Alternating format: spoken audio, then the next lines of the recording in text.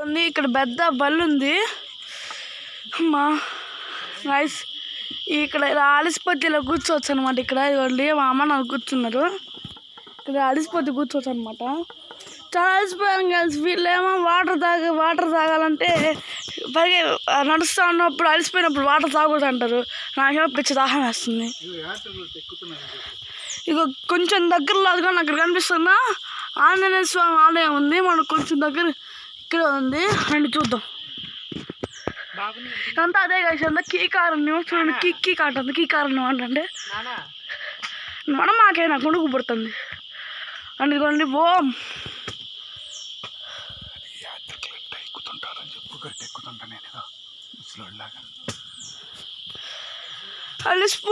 అలిసిపోతున్నాం guys.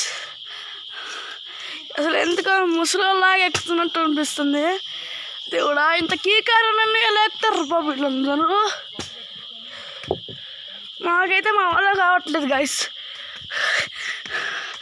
300 మెట్లు అంతా 100 మెట్లు కూడా ఎక్కలేదు. ఇంకా 50 మెట్లు అనుకుంటా.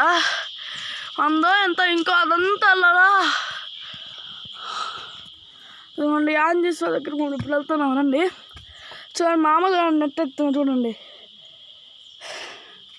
అసలు నాకు ఎందుకు అర్థం కావట్లే దేవుడా. ఇదిగోండి ఆంజనేయ స్వామి ఆలయం. మనల్ని ఎప్పుడు జాగ్రత్తగా చూసుకుంటాడనమాట. ఇదిగోండి ఫెన్సింగ్ ఉంది కాబట్టి కనిపించట్లేదు. చింక్లో అదిగోండి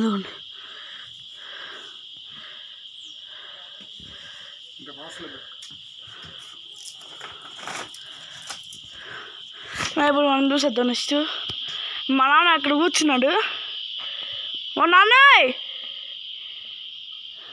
చేస్తాడు అనుకోండి. రా వస్తాడంట. అంతలో పైకి ఎక్కేయచ్చు. అక్కడ కూర్చున్నాడు.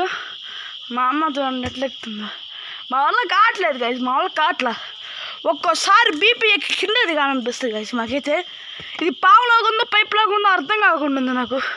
అక్కలే అండి గైస్. అది నాకు అమ్మ ఇష్టగానేశ్వర అమ్మవారి టెంపుల్ ఉంది. మనం వెళ్ళినప్పుడు చూద్దాం. ఎందుకులే మీకు పార్ట్ 4 కూడా చేస్తాను. అంతలోకి